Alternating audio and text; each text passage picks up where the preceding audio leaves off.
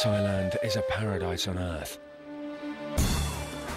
No wonder nearly 1 million British tourists visit each year. Okay, give me money!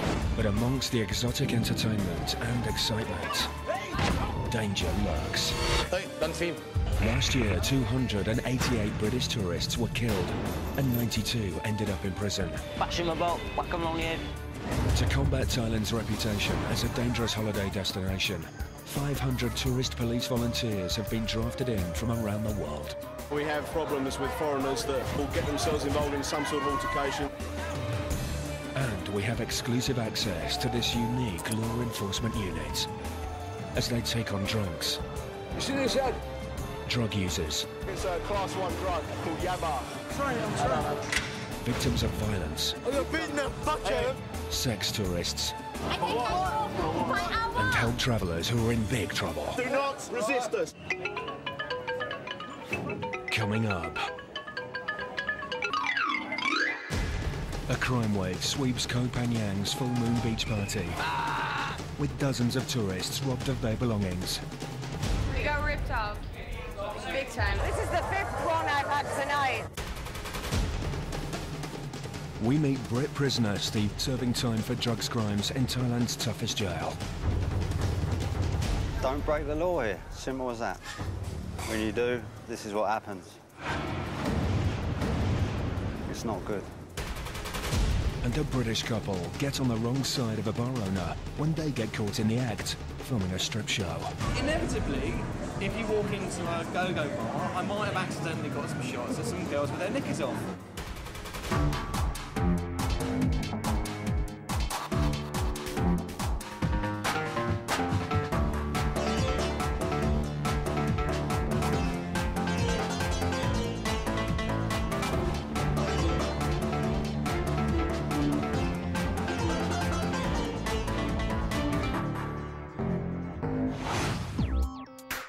Are you ready?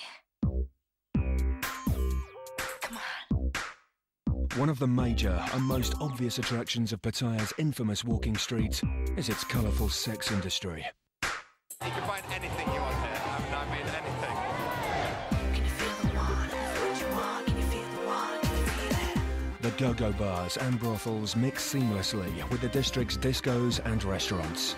If you were to write down on a piece of paper what blokes want, it is hedonism, yeah. But whilst they can be palaces of pleasure for many, they can also be places of real danger, especially if you don't obey the house rules. One of which is that photography or filming of girls is strictly forbidden. There's always going to be rules like you shouldn't film in there, and you know why you shouldn't film in there. But we weren't going in there to film girls with their knickers off, you know. A British couple broke this rule. Suddenly someone rumbled that we had a hidden camera, and they've now confiscated my camera and the tape, and I'm really off. And found themselves on the wrong side of the bar owner, resulting in their video camera being confiscated. No camera, man. No camera. Take that shit away, man. No, seriously. And them being threatened. They grabbed Ollie's arm, about 3 or 4 of them. And they said that if you don't give us the tape and the camera, we'll take you to the police. And that's you in a lot of trouble and 24 hours in a police cell. They tracked down tourist police assistant Howard to make a complaint. He asks them what they were doing filming in the bar. We're making a documentary of our own back, trying to find a friend of ours.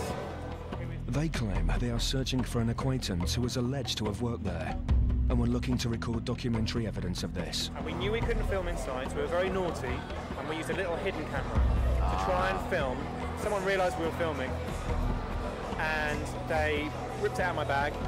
They escorted me outside quite forcibly, and they explained to me that I had a choice. Either they handed over all my equipment, or they would take me to the police, where I'd spend a night in the cells and probably get beaten up.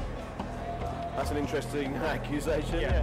The thing that annoys me most is not missing the camera, it's having someone threaten me with being beaten up. Howard explains to them that regardless of why they were filming, there remain very strict rules regarding photography in bars. The problem is here in Pattaya, any bar has got these signs: no photo, no, things like that. No guns, no drugs.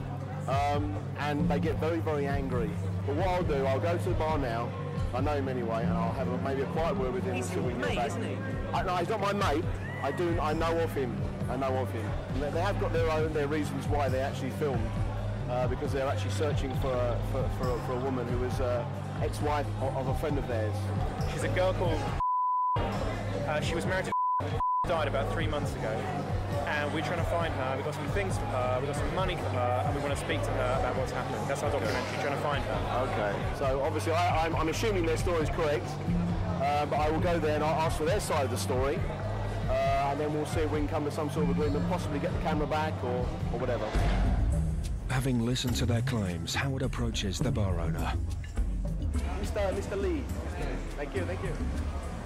Can I have a little chat? Yeah. He dismisses their story and is adamant the couple were making an expose of the Thai sex industry, not looking for a friend. Basically what it is, they reckon they're searching for a girl called...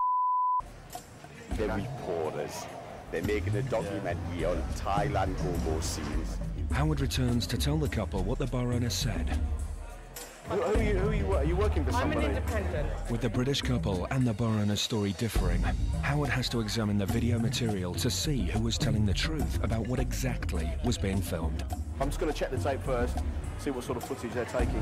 Obviously, if it's footage that's, taking footage of girls, or then obviously we might have to change the way we're dealing with the case. But I'll just go and find out first. Well, inevitably, if you walk into a go-go bar, I might have accidentally got some shots of some girls with their knickers on. It's part of the story, and when you make documentaries, you make whole stories. Howard attempts to mediate, but falls on the side of the bar owner once he has seen the type of material they were filming, which was very sexually orientated. They're not going to give you back the tape. They're not going to give you back, because it's full of footage that could compromise their bar, you see. They protest their innocence. Well, obviously, I'm hearing your story, I'm hearing his story. Basically, yeah, I did shoot the girls because we wanted to show where she worked. Wanting to resolve the matter, Howard returns to the bar owner in a bid to at least get the couple's video equipment returned. At the minute, it doesn't look like they're going to get the camera. How does that make me feel? Quite annoyed. After discussing the matter with him, he gets a result. Tomorrow night, 8 o'clock, you can come back here and get your camera back. You won't get your tape back. Right. And then if you have another problem with that, though, you come and see me, and then I will personally take you to the police station. Howard explains they had a lucky escape.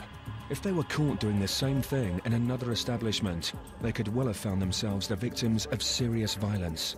My stern warning to you is, please do not take any more undercover pictures in any bars, because they've actually been quite nice about it. I've dealt with cases where people have been physically assaulted because they've been taking pictures. Yeah, you're lucky you weren't touched, to be honest with you. Even though the couple are going to get their equipment back, they are not entirely satisfied with the outcome. Why don't they want it filmed? It's like this place is advertised internationally.